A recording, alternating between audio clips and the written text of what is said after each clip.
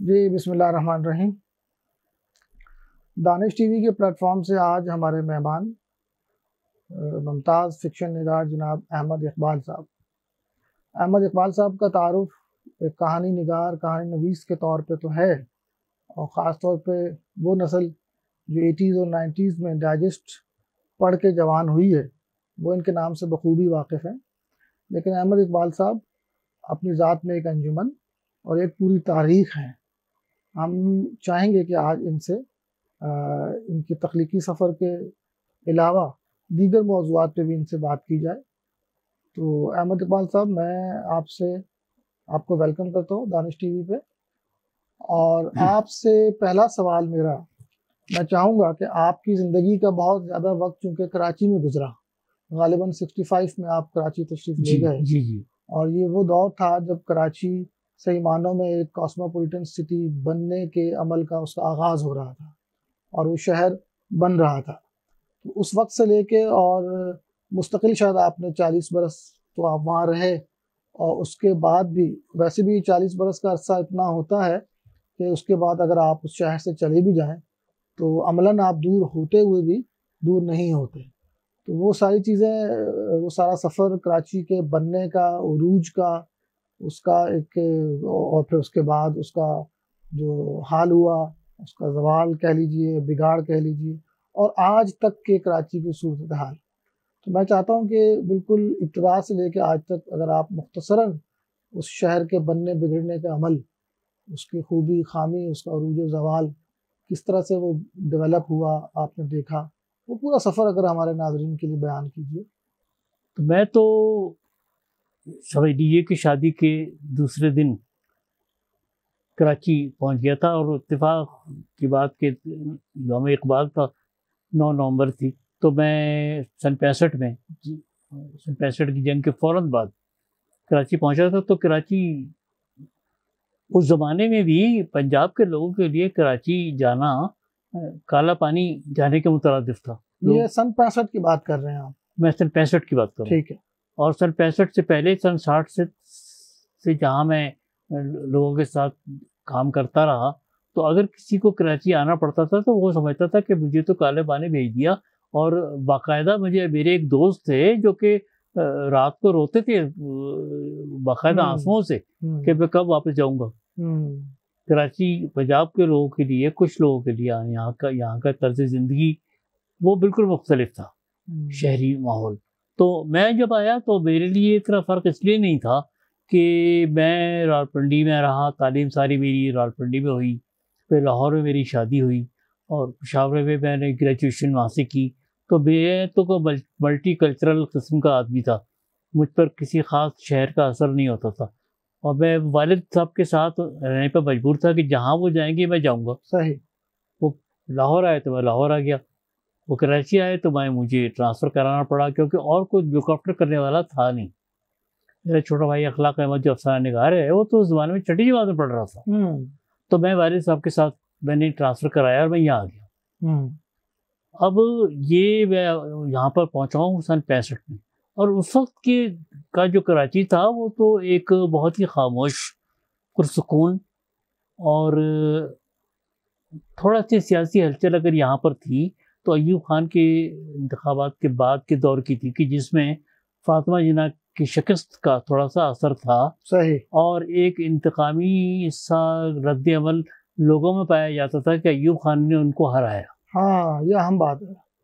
अय्यूब खान पर ये था इल्ज़ाम, और ग़ालिबन इल्ज़ाम की हद तक तो दुरुस्त है ये, लेकिन हाँ, ये ठीक है कि उसने कराची में, वहाँ कराची के वालों की, कराची के लोगों की, जिसमें मुहाजिर अक्सरियत में थी सारी, तो मुहाजिरों की ताकत को तोड़ने के लिए और उनकी सियासी असर रसूख को कम करने के लिए उसने पठानों को माइग्रेशन, कराची की तरफ माइग्रेट होने पर एक तरह से माशी लालच दिया।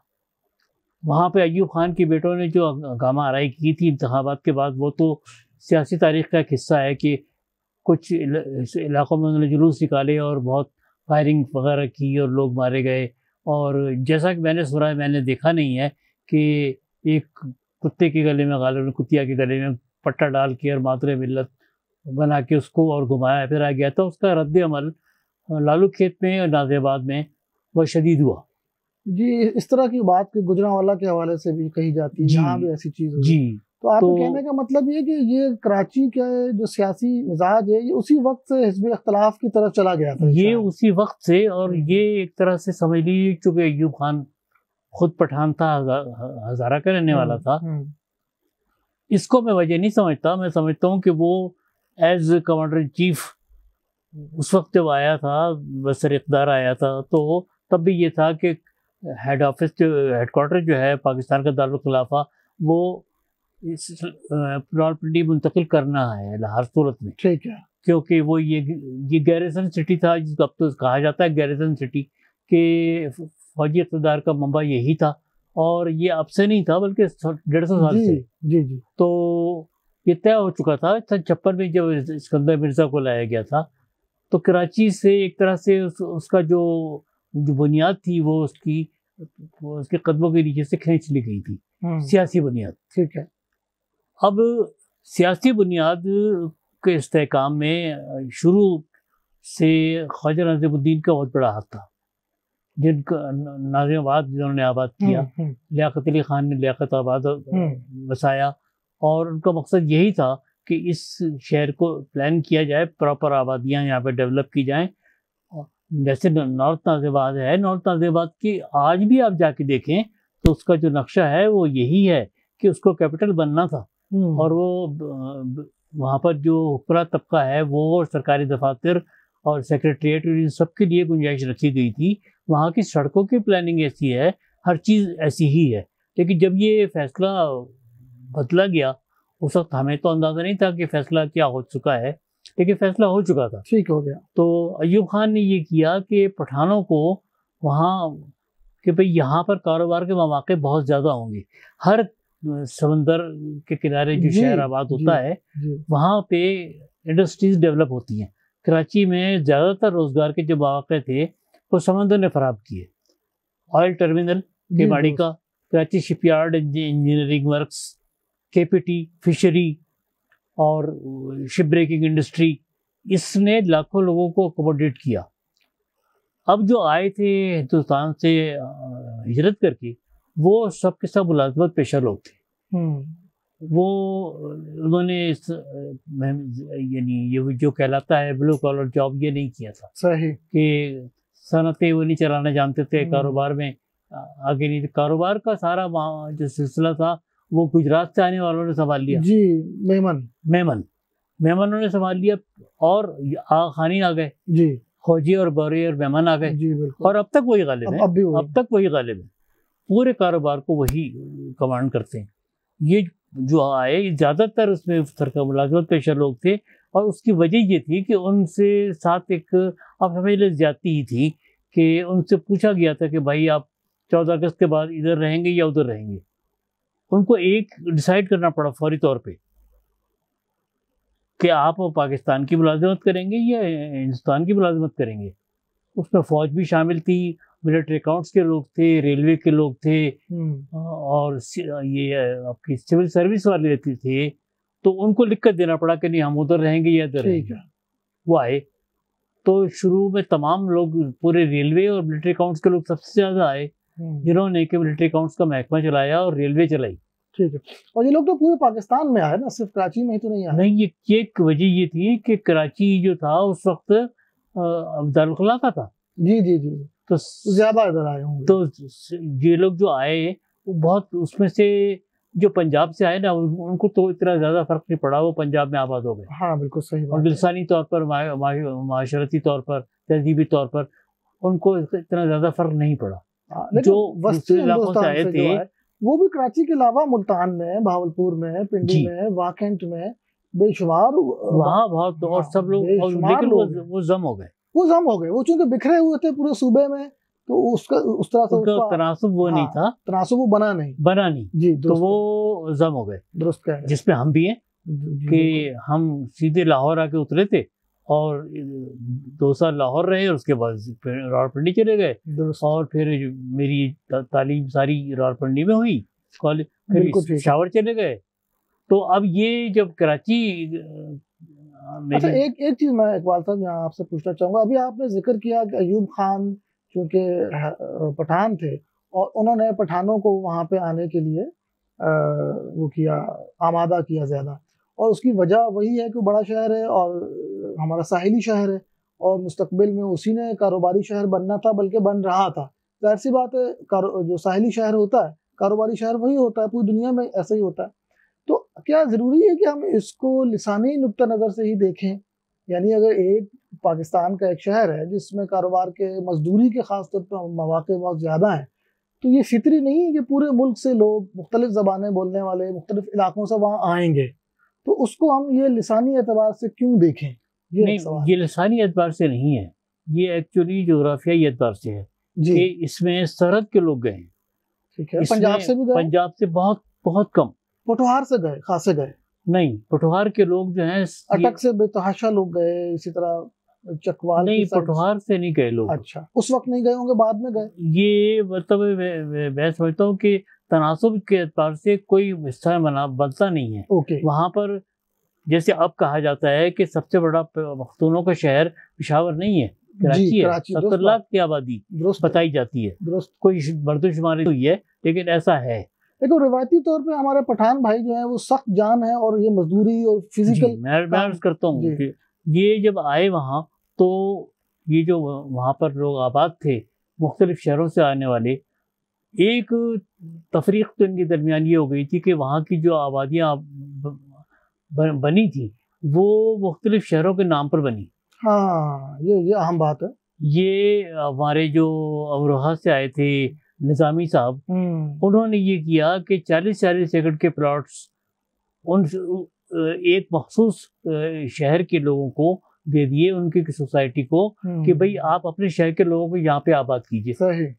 मेरठ सोसाइटी है, इलाहाबाद सोसाइटी है, अटावा सोसाइटी है और अजमेर सोसाइटी है, हर शहर की एक। और उन्होंने ये किया, कुछ थोड़ा सा उनके जहन में ये था कि हम अपनी तरफ के लोग होंगे तो अपनी तरफ की तहजीब और थोड़ा सा कल्चर, क्योंकि हिंदुस्तान से जो लोग आए हैं वो एक कल्चर नहीं था। हैदराबाद का बिल्कुल मुख्तलिफ था, राजपुताने का, राजस्थान का बिल्कुल मुख्तलिफ था, और सीपी यूपी का बिल्कुल मुख्तलिफ था। तो इसमें एक अट्रैक्शन थी कि अगर अपने जैसे लोग हों और वही तहजीब हो और वही अंदाज ज़िंदगी हो तो यह बेहतर होगा। वो 40-40 एकड़ के प्लॉट उन्होंने, और ये कहा कि आप इसकी अंदरूनी डेवलपमेंट आप खुद करेंगे। सही। कि इसमें 120 गज के कितने प्लॉट होंगे, 200 गज के कितने होंगे, 240 गज के कितने होंगे। लेकिन बदकिस्मती से ऐसा हुआ आमदन या धोखा हो गया आम आदमियों के साथ कि चालाक लोगों ने सोसाइटी बनाई, हाउसिंग सोसाइटी, और वो पैसा लेके, ज़मीन लेके और खा पी के गायब हो गए। एक एक प्लॉट उन्होंने के लोगों के नाम अलाट कर दिया। उनके दरमियान मुकदमेबाजी शुरू हो गई, चुनाचे वो एक भी सोसाइटी आबाद नहीं हुई। अच्छा। 40 एकड़ का एक सोसाइटी थी और आपको शायद 172 के करीब मैंने सुना है सोसाइटीज थी। अच्छा। और उसमें एक एक प्लॉट 5-5 लोगों के नाम अलाट हो गया। और वो जब ड्यूज देने के वक्त आया तो लोगों ने ड्यूज नहीं दिए, उसके दावेदार के ही पैदा हो गए। ठीक है। मुकदमेबाजी, आपको मालूम अंदाजा है कि क्या। ठीक है। चुनांचे वो जमीन आज सन 60 से सॉरी सन 65 से लेकर 66 से लेकर और अब तक वो जमीन वैसे ही पड़ी है, गैर आबाद, और तमाम नाजायज काबिजीन उस पर बैठे हुए हैं। तो गैर आबाद तो ना हुई? गैर आबाद इस सेंस में है कि सरकारी तौर पे तो आबाद नहीं है वो। अच्छा। ये अफगान मुहाजिरीन, तमाम अफगान बस्तियां उसी पे बनी। अच्छा। और झुग्गियों का एक शहर है पूरा। ये अब मौजूदा कराची के कौन से? ये मौजूदा कराची, आज का कराची उसी पे जो। अच्छा, पूरे शहर की बात कर रहे हैं? नहीं, ये जहाँ पर नई आबादी बसाई गई थी, फेडरल एरिया के फौरन बाद। अच्छा। की जो जमीन जितनी भी थी वो सारी की सारी उनको दे दी गई। सही। और ये जमीन जाती थी टोल प्लाजा तक। तो ये मौजूदा कराची के इस इलाके के क्या नाम है, कौन कौन से इलाके इसमें आ जाते हैं? इसमें मौजूदा कराची का इलाका आल आसिफ से इसका आगे का टोल प्लाजा तक, टोल प्लाजा को भी अब 13 किलोमीटर आगे कर दिया है। ठीक है। लेकिन ये समझिए कि इसमें जो डेवलपर गुलशन मेमार जो था वो सबसे तरक्की याफ्ता था, और बाकी सोसाइटियां तो ऐसी थी कि उनके सिर्फ साइन बोर्ड लगे हुए थे, डेवलपमेंट हो ही नहीं। उसी पर अभी ये मवेशी मंडी लगती है। और लेकिन ये हुआ ये कि निज़ामी साहब ने उसी पर सरसर यूनिवर्सिटी बनाई, उसी पर बकाई यूनिवर्सिटी बनी। ये 2 यूनिवर्सिटियाँ जी। ये हम आप ये समझिए कि हमारे जो अमरोहा से लोग आए थे, हिंदुस्तान से, दिल्ली से आए थे, उन्होंने सब ने अपनी अपनी यूनिवर्सिटी बनाई। सही। उसी पे हकीम सईद साहब की यूनिवर्सिटी भी है, हमदर्द यूनिवर्सिटी। ठीक है, हमदर्द यूनिवर्सिटी। 3 यूनिवर्सिटियाँ तो ये हैं। चौथी यूनिवर्सिटी जो थी वो गुलशन मेमार के अंदर मजहर अली साहब बनाना चाहते थे, बिल्डिंग मुकम्मल हो गई थी, उनको ये अफसोस था कि मैं ही रह गया यूनिवर्सिटी बनाने से। 5वीं यूनिवर्सिटी जो थी वो ज़ियाउद्दीन यूनिवर्सिटी थी। हाँ, ये कायद आज़म के साथियों में से थे ज़ियाउद्दीन साहब भी। तो इन्होंने ज़ियाउद्दीन हॉस्पिटल क्लिफ्टन में भी और यहाँ भी बनाया। तो ये सारी ज़मीनें इन लोगों ने आपस में, जो लोग आए थे बरसर इक़्तिदार थे और अपर क्लास को बिलोंग करते थे, इन्होंने आपस में तकसीम कर ली। इनकी नज़र देख रही थी कि कराची अगर डेवलप होगा तो इसी साइड पर होगा। सही। तो इन्होंने छोटे प्लाटों की ये सोसाइटियाँ बना के उनको तो आपस में एक तरह से इंतशार में मुब्तला कर दिया। हाँ। माशी इंतशार भी, ज़हनी इंतशार भी। हाँ। और जो खुशहाल लोग थे वो उन्होंने वहाँ पर बड़ी बड़ी बस्तियाँ आबाद कर ली जाती, और हाउसिंग सोसाइटीज़ वगैरह जो हैं ये दूसरी तरफ बनी, ये उधर नहीं बनी। वो सारा इलाका मुतनाज़ा तब भी था और आज भी है, 40 साल बाद भी। सही। तो अब थोड़ा सा आ जाए इस तरफ, ये नॉर्थ नाज़िमाबाद और नाज़िमाबाद की जो आप बात कर रहे थे जी, कि वहाँ की क्या सूरत हाल रही? अब ये जब फैसला हुआ कि सब कैपिटल यहाँ से, ये लोगों को तो बहुत देर से पता चला। 64 के इंतखाबात में फातिमा जिन्ना ने मुकाबला किया था, तो मैं खुद एक स्टूडेंट की हैसियत से, मैं तो शरीक था, शादी भी नहीं हुई थी मेरी, तो मैं तो बसों के पीछे लटक के पंजाब में भी फिरता रहा। और जब मैं कराची पहुंचा तो वो हार चुकी थी। अब जैसे हराया गया था उनको, वो तो सभी को मालूम है कि हराना जरूरी भी था। ठीक है। लेकिन उसके बाद उसने सजा देने की जो कोशिश की वो ये इन्हीं को की, महाजरों को। पंजाब को वो सजा दे नहीं सकता था, पंजाब की ताकत इतनी बड़ी थी, फौज की ताकत भी थी और पंजाब की अपनी ताकत भी बहुत बड़ी थी। उसको अंदाज़ा हुआ कि अगर यहाँ महाजरों का मुकाबला कर सकते हैं तो वो पठान कर सकते हैं। एक तो बेरोजगार थे, पठान का सारा जो सरहद का इलाका है गैर इलाका था, और गैर इलाका तमाम का तमाम स्मगलिंग पर पलता था, रूस की तरफ से और ईरान की तरफ से। बॉर्डर एरियाज में ये होता है। ठीक है। ये नहीं, बाकायदा सरकारी सतह पे उसकी पैटर्नाइज किया जाता था कि इनके पास ज़राए माश नहीं है, कारखाने नहीं है, दरिया नहीं है, बारिश नहीं है, फसलें नहीं है, तो ये खाएंगे क्या? सही बात। गुजारा कैसे करेंगे? तो उनको ये स्मगलिंग डंडी कोतल तक मैं खुद जाके बेशुमार चीजें स्मगल करके लाया। ऐसा ही था। और एक सरकारी सतह पे एक ट्रेन चलती थी हर इतवार को जो फ्री होती थी और डंडी कोतल जाती थी, और उसमें सिर्फ लोग चीजें खरीदने स्मगल करने के लिए जाते थे, कोई टेट नहीं होता था। ठीक है। इंजन पे भी बैठे हुए हैं, सब पे बैठे, तो वो आप समझिए कि बाकायदा एक नजर चश्मपोशी की जाती थी कि अच्छा स्मगलिंग हो रही है तो होने दो। चलिए ठीक, हम कराची। अब कराची में वही लोग जो बेरोजगार थे उनको रोजगार देने के लिए कि भाई स्मगलिंग करनी है तो भी कराची, और कारोबार करना है अगर जिस्मानी मुशक्कत का मजदूरी करनी है, ये जैसे स्मगलिंग करते थे तो ये पहाड़ों की तरफ से गैर इलाके की तरफ से आते थे, मुश्किल काम उठा के लेके आते थे, तो ये काम करना तो वो उसके लिए भी कराची।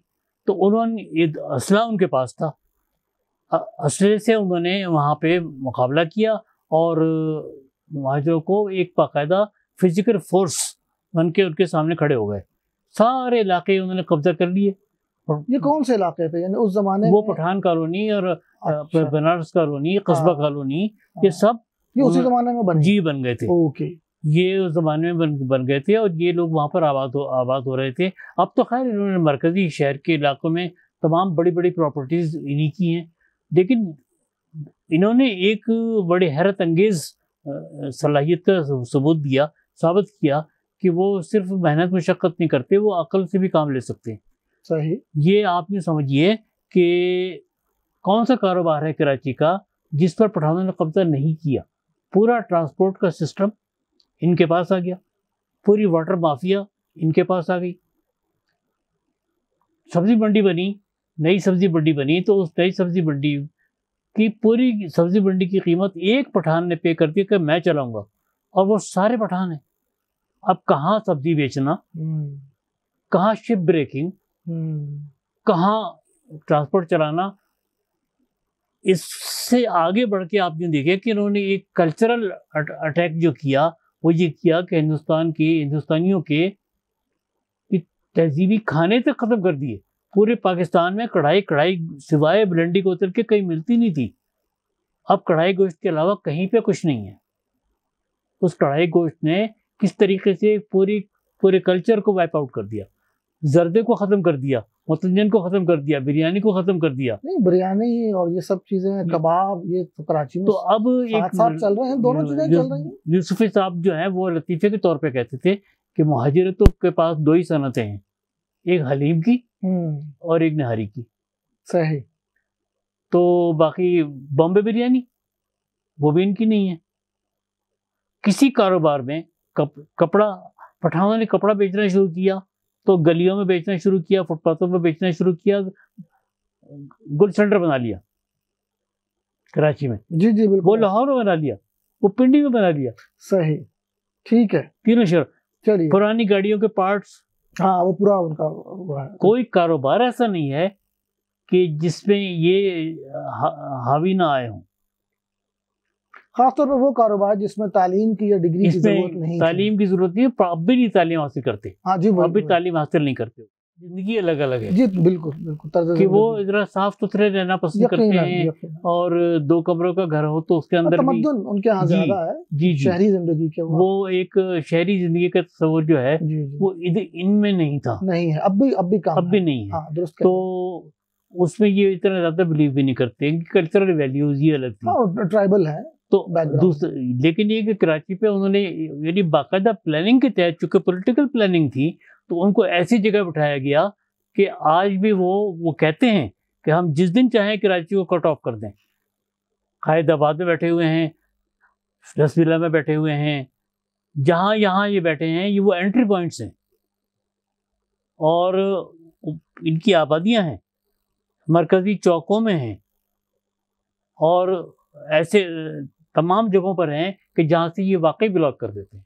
सही। तो ये जब वहाँ से आने के बाद एक क्लैश शुरू हुआ और इनको एहसास हुआ कि हमें अपनी कुव्वत बढ़ाने की जरूरत है। लेकिन बात वही है कि एक तहजीबी कुव्वत और एक जिस्मानी कुव्वत, अलग अलग चीजें। हाँ, ये आपने एक नया उसको पैराडाइम दिया है। हाँ, कि हिंदुस्तानियों के पास थी तहजीबी कुव्वत, दिल्ली की तहजीब थी, गंगा जमनी तहजीब थी, लखनऊ की थी, तहजीब, तमद्दुन, इल्म। लेकिन ये जो इलाका था पठानों का, ये वो है कि जिसको अंग्रेज नहीं फतह कर सके। सही बात है। और जहाँ असलहा बनता था, असलहा उनका क्वालिटी में वही होता था जो इम्पोर्टेड होता था। ये उनका कल्चर था, गन कल्चर। बिल्कुल ठीक। ये 65 में जब मैं गया हूँ तो ये आबादी तो बढ़ रही थी पठानों की तेजी से, लेकिन वो वो दौर था कि जब वो के सनतों में और इसमें कारोबार में और मुख्तलिफ पेशों में बारादस्ती हासिल करने की कोशिश कर चुके थे एक तरह से, क्योंकि मुकाबला मुहाजिरों ने किया ही नहीं, वो कर भी नहीं सकते थे, नहीं कर सकते थे। तो वो जो कपड़े का कारोबार था या जो सोने का कारोबार था, जो मेमन खोजी और आगा खानी करते थे, वो अकल का काम था, वो पहले से उस पर हावी थे। सरमाए का काम था, इनके पास सरमाया नहीं था, वो सरमाया था उनके पास, सरमाया फराहम करने वाली भी थे। तो मुहाजिरों ने वहाँ भी मुकाबला नहीं किया और कर भी नहीं सकते थे, और यही पठानों के साथ हुआ। सही। तो ये देखते रहे। लेकिन इसके साथ साथ अगर हम ये देखें, जिस तरह आपने खुद अभी जिक्र किया, हमारे आगा खानी है, बोहरे हैं, मेमन है, ये लोग शुरू से कारोबारी थे और इनके पास जो कारोबार, जो फील्ड्स थी, ये आज भी उन पे छाए हुए हैं, उन पे कब्जा है। तो ऐसा नहीं है कि हर जगह पे ही मामला वो रहा जो आप बयान कर रहे हैं, अपनी अपनी जगह स्पेस दोनों ने बनाई।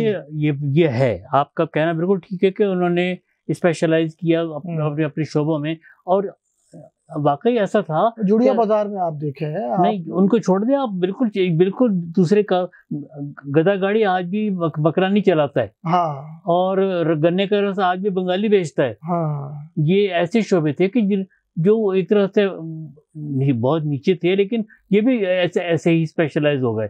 लेकिन आगा खानी, खोजी और मेमन, इन्होंने अपने पैसे से रिसोर्सेज खरीदे और ये एक प्रोटेक्टेड कम्युनिटी बन गए जिसको गवर्नमेंट ने प्रोटेक्ट किया। हाँ। और आज भी आप देखें कि खिलाफ आइन, खिलाफ कानून state with in the state कायम कर रखी है, तो आखानियों ने कर रखी है, बगरों ने कर रखी है, फौजों ने कर रखी है।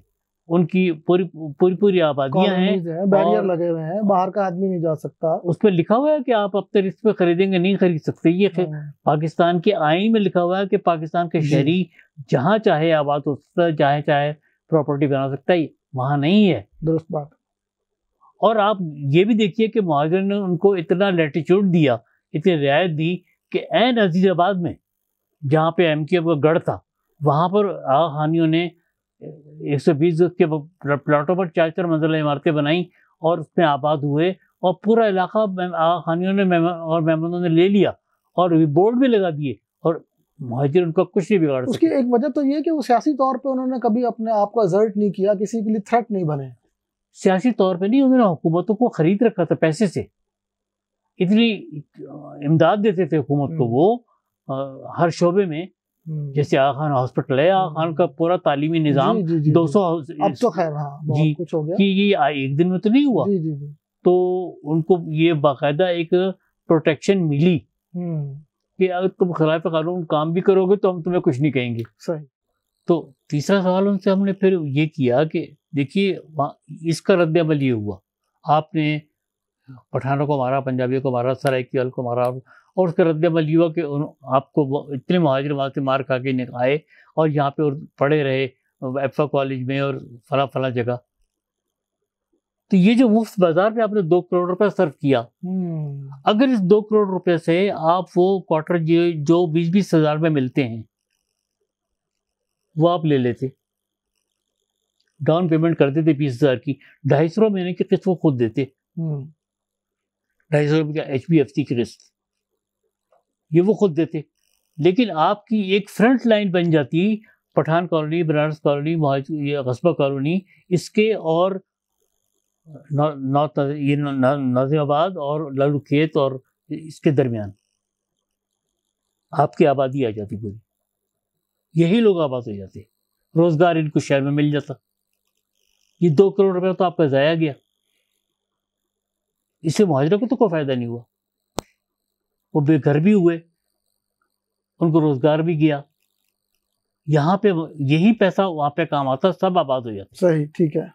हमारे पास बड़े सॉलिड प्रपोजल थे। ठीक है, तो क्या कहा? तो वो इस बात पे उनको थोड़ा सा गुस्सा आया,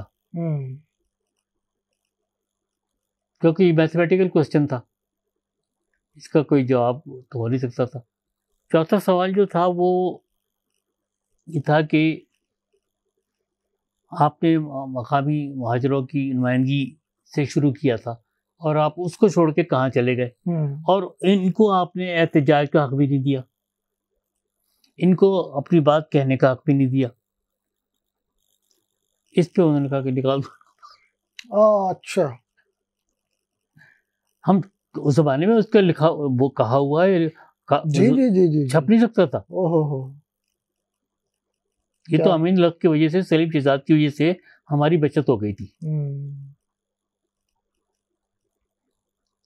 तो ये हमने तो ये देखा है कि अगर इस तहरीक के नतीजे में मुहाजिरों के कोऑपरेशन की वजह से मुहाजिरों के को फ़ायदा होता, माशी तौर पे कराची का फ़ायदा होता, तो हम कहते कि ये सही तहरीक जो थी वो फ़ायदामंद थी। ठीक है। आप यकीन कीजिए कि 40 साल में वहाँ पे रहा, सारा तालीमी निज़ाम मैंने तबाह होते देखा, तमाम मवासिलाती निज़ाम तबाह होते देखा, तमाम वहाँ की सब लोगों की बुनियादी सहूलतों का निज़ाम तबाह होते देखा। बिजली कंपनी का जो हाल हो गया था कि वो बिलाखिर बिक गई, बेच दी गई, और वो दुबई की कंपनी ने खरीदी, और उसके बाद अब तक हाल बहुत ख़राब है। जी। और इसी तरीके से जो सड़कों का हाल हुआ कि वहाँ की वो सड़कें हैं जो अंग्रेज़ों ने बनाई थी और आज तक दोबारा नहीं बनी, और उसके बाद हर 2 साल बाद सड़क नए सिरे से तामीर होती थी। यूनिवर्सिटी रोड हमारे सामने कितनी दफ़ा तामीर हुई, खोद के तामीर हुई, वही बड़े जदीद तरीके से बनाई जा रही है, हाल वही। क्योंकि परसेंटेज जो थी वो यानी आप जिसको भत्ता कह सकते हैं, इनको जो देना पड़ता था वो इतनी ज़्यादा होती थी कि फिर उसको अपना भी रखना होता था, फिर सबको खिलाना होता है जो ठेके देते हैं उन सबको, तो उसका अपना मुनाफा तो बचता ही नहीं था, सिवाय कि वो तार खोल के बजाय थूक लगाए और क्या करे। तो आपके कहने का मतलब ये है कि इस शहर की बर्बादी में, इस शहर की तनज़्ज़ुल में जो किरदार है वो इसके अपने ही लोगों का है। बाहर वालों की पॉलिसीज तो रही होंगी, लेकिन बराह रास्त जो टूल बने, जो आलाकार बने और जिन्होंने ज़ाती फायदे उठाए। अच्छा, आलेकार वो बनाई, वो बने गए ना, वो हैव नॉट्स ही बने। हाँ, कि मैं जानता हूँ कि कितने लोग मारे गए, कितने लोग भाग गए, कितनों की जान किस तरह बचाई गई। कि मेरे अपने जानने वालों में, मेरे अपने अजीज़ों गारिब में एक साहब अब भी हैं जो कि आजकल मुस्तफ़ा कमाल के साथ हैं। वो मुत्तहिदा की वो जो होती थी 12 अफराद की राब्ता कमेटी, उसमें शामिल थे। सही। और वो गवर्नर तक वो कंट्रोल करती थी। लेकिन बहरहाल वो उनके वालिद एमक्यूएम के इतने बड़े वर्कर, वकील बहुत बड़े, और उनका अपना बेटा जो था वो जेल में पड़ा हुआ, उनको छुड़ाना मुश्किल, उनकी अपनी गाड़ी छीन ली गई जिन्होंने एमक्यूएम के लिए बहुत काम किया था। और उन्होंने कहा कि भाई मेरा तो बेटा जेल में पड़ा हुआ है, आप लोगों की खातिर आप लोग मेरी गाड़ी छीन रहे हो, वो क्या जाने आप कौन है छीनने वाले, वो ले गए छीन के गाड़ी। सही। तो आप आज के कराची को, अब अभी आगे आते हैं, ये पिछले 30, 35, 40 सालों में जो कुछ हुआ, आज के कराची को कहाँ देखते हैं, कैसे देखते हैं? देखिए, बात यह है कि जब तक शहर को कोई ओन ना करे कि ये मेरा शहर है। सही है। आप लाहौर को देखिए, लाहौर है, और जिसने लाहौर नहीं देखा और जमिया ही नहीं, ये सारे बातें जो हैं, और लाहौर के लोगों की एक मखसूस अकीदत है, मोहब्बत है लाहौर से, उसकी कल्चर से, उसकी हर चीज़ से। सही। पिंडी के लोगों को, पिंडी, उसकी एक वजह तो ये है ना कि ये शहर आज के शहर तो नहीं है, ये तो सदियों से आबाद शहर है। सदियों से आबाद हैं। जो सिख यहाँ से गए हैं, हाँ, अभी तक अपने आप को पिंडीवाल कहते हैं। तो कराची का मामला तो ऐसा नहीं रहा। अब आप बकौल आपके कोई महाजिर कैंप है, जरा उसमें भी बात करें ना, वो आपका पूरा जो एक नजरिया है आप जो कहते हैं, जरा उस पर वजाहत करें ना, आप क्यों महाजिर कैंप कहते हैं? देखिए ना, हर तरफ से महाजिर जो आए, ठीक है, वो वहां जाके आबाद हो गए। सही है। तो कराची शहर नहीं है, शहर नहीं है। ठीक है, आज भी शहर की कोई तारीख 1000, 2000, 4000 साल पुरानी होती है। रावलपिंडी की है, लाहौर की है, मुल्तान की है, तो 500, 400, 300 साल हो, वो भी ये भी इतना वक्त नहीं होता, इतना वक्त नहीं होता, सही ये भी इतना वक्त नहीं होता।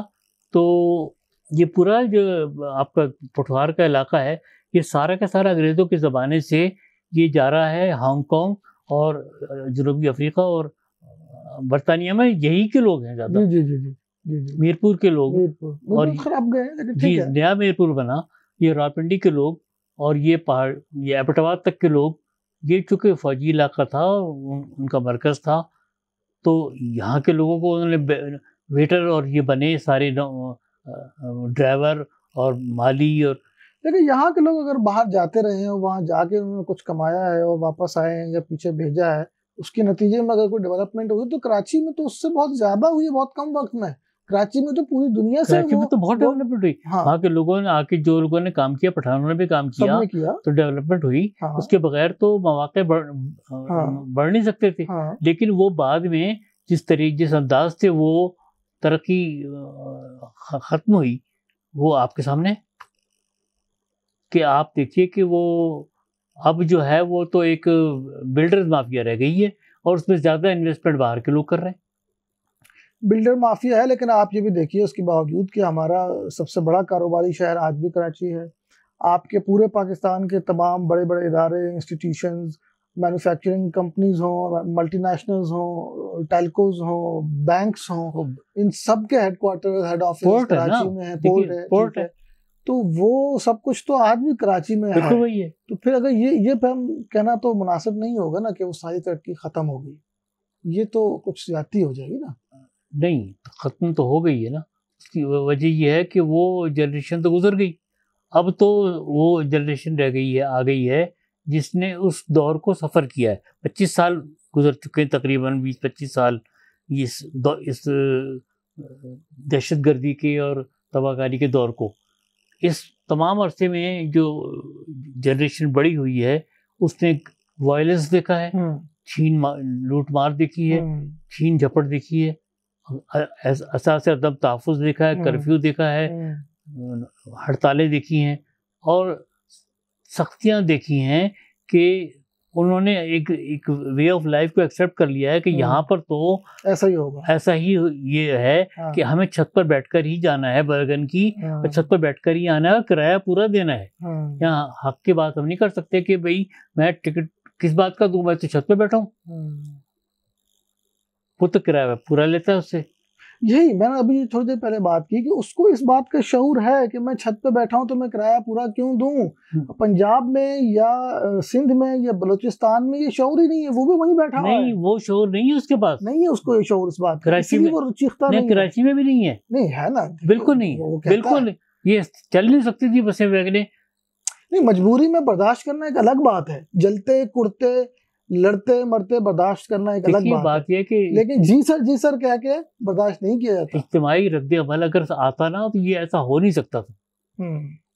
आज आप दिन रात, कल तो अली जदी साहब बोल रहे थे कि हर टैंकर के पास पानी है लेकिन नलकों में पानी नहीं आ रहा है। लेकिन कराची क्या कर रहा है रिएक्ट इज्तिमाई तौर पे? वो क़यादत नहीं है। हाँ, वो मसला क़यादत का है, क़यादत का है। और जब क़यादत नहीं है, क़यादत जब थी वो मुखलिस नहीं थी, तो वो मुखलिस नहीं थी। हाँ, मुखलिस उसे तो माशी तौर पे तबाह कर दिया। हाँ, वो तो अपने साथ मुखलिस जी। थी। अब भी अगर आप समझिए कि कोई वहाँ पे क़यादत का दावा करता है तो उसके पीछे कोई नहीं है। क़यादत तो वो है कि अगर एक नहीं है, कि जेल भर दो तहरीक तो जेल भर जाए। हाँ, नहीं बिल्कुल ठीक कह रहे हैं। तो इतनी धड़ों पे तकसीम हो चुकी है और तकसीम होने के बाद एतबार करने को तैयार कोई नहीं है। जी बिल्कुल दुरुस्त, ऐसा ही है कि भाई बहुत हो चुका है। 25 साल मैं आपको बताऊं कि वहाँ के लोगों का मिजाज बदल गया है। एक इश्तियाल हाँ, ये बात कीजिए समाजी, एक आप फिक्शन निगार की हैसियत से मैं देखता हूँ, मुशाहिदा जी मेरा मुशाहिदा है कि वो एक रद्द-ए-अमल का शिकार हो गए हैं कि वो जो बच्चा 10 साल का था 15 साल बाद वो 25 साल का है, वो काम कर रहा है, तो उसके अंदर शाइस्तगी, नरमी, मुलायमत या तमीज़, तहजीब ये सब चीज़ें नहीं हैं। वो ओनरशिप नहीं है अपनी सोसाइटी वो नहीं है। हाँ। मेरे खुद के साथ कई वाक़यात पेश आए कि मेरे नवासे की शादी थी तो गाड़ी में हम गए, हॉल के सामने बसें खड़ी हुई थी और एक बस टेढ़ी खड़ी हुई थी। उसको कहा कि भाई थोड़ा सा आगे कर लो तो ताकि हम गाड़ी लगा दें। तो मेरा नवासा जो था वो जो उसका क्लीनर था, इतना दुबला पतला, बुरा हाल, उसने मेरे नवाज के गिरबान पकड़ लिया। तूने मुझसे बात किस तरह की है और ये तो किस तरह मुझसे। अब मैं उसको देख रहा था कि यार इसकी देखो बेचारे की, ये क्लीनर जो है इसकी अपनी सेहत देखो, इसका का जो काम कर रहा है वो देखो, इसकी औकात देखो। मैं अभी राह चलते किसी गाड़ी को रोक लूं पुलिस की या तो ये उसके कदमों में लौटने लगेगा, ये उसके कदमों में लौटने लगेगा। तो लेकिन मैंने उसको कहा, मैंने उसको मैंने कहा बेटा नहीं, जिस ये मतलब नहीं है, हमारा झगड़ा तो करिए यार, बच्चा है, चलो तुम्हारा भाई है। मैंने बात खत्म करा दी, मैंने उसको बात को बढ़ने नहीं दिया। मैं एक बहुत बड़े सुपर स्टोर में गया। अब मैं वहाँ पे ओल्ड स्पाइस आफ्टर शेव ढूंढ रहा था, मुझे नहीं मिल रहा था। 2-3 स्टोर्स में जा चुका, सुपर स्टोर में जा चुका था, वो एक जगह मुझे मिल गया। उसको मैंने पूछा कहाँ रखें आफ्टर शेव और ये सब, उसने कहा ये उधर रखें। मैंने वहाँ से जाके देखा, वहाँ मुझे मिल गया। अब ये देखिए ना, एक मखसूस मिजाज के आदमी की, बहुत महंगा था वो, सब कुछ था। मैंने कुछ और चीज़ें ली। मैंने ऑफ वाइट एक टाई मुझे ज़रूरत थी, मेरा एक टेस्ट है कि मैं सूट के साथ ये टाई बांधूंगा। ऑफ वाइट मैंने टाई ली और ला के मैंने जब काउंटर पे दी तो 650 की टाई थी और 1200 रुपये का वो जो था आफ्टर शेव था। उसने मुझसे पैसे लिए और एक ही लिफाफे में डाल के मुझे दे दिए। मैंने उसको ये कहा, मैंने कहा कि आप लोगों को थैंक यू कहना नहीं सिखाया गया। वो मुझ पर गर्म हो गया, कहने लगा आपका शुक्रिया मैं क्यों अदा करूं, मेरा तो नहीं है स्टोर। अब यहाँ पे हम बेकरीज में डबल रोटी लेता हूँ, थैंक यू कहते हैं।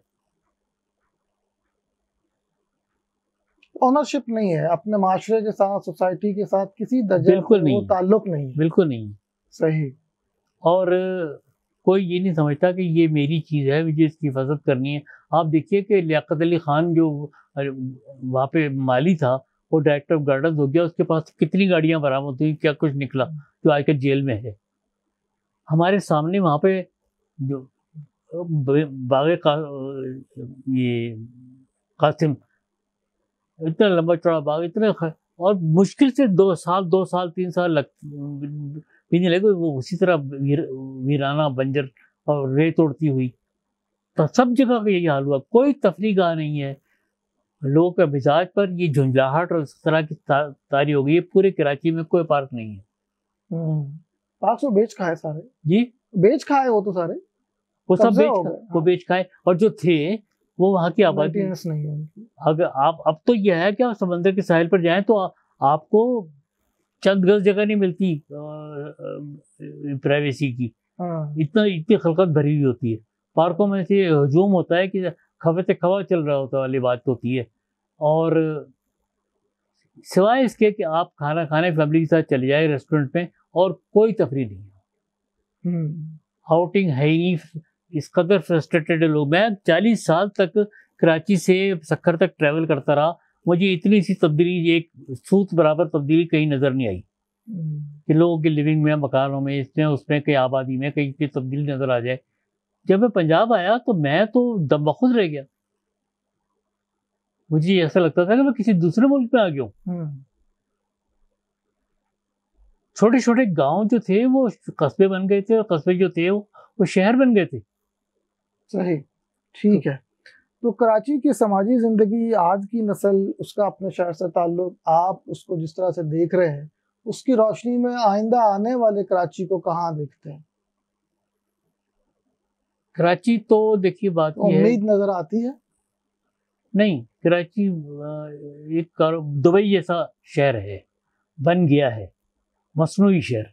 दुबई भी नहीं था, दुबई तो आप समझिए 80 तक नहीं था, गाँव ही था। तो जैसा वो दुबई है, कराची बिल्कुल वैसे ही हो गया। दुबई बन गया है। दुबई तो बहुत तरक्की याफ्ता है। नहीं, तरक्की याफ्ता वो भी हो रहा है। अब आप समझिए कि PCHS से आगे आगे तकरीबन जितना भी कराची है, वो कराची का हिस्सा आपको लगेगा ही नहीं। और बेहतरीन सड़कें हैं, बेहतरीन लाइट्स हैं, बेहतरीन मकानात हैं, स्ट्रीट लाइट्स के नए डिजाइन हैं, रेस्टोरेंट, ये वो बाहर की। कराची की शनाख्त वो कराची हो जाएगा। वो हो गया। अब ये नॉर्थ नाज़िमाबाद और नाज़िमाबाद और फेडरल भी एरिया, ये स्लम्स हो गए। अल्लाह, आप ये बिल्कुल स्लम्स हो गए। यहाँ पर आपको बुनियादी सहूलतें नहीं मिलती।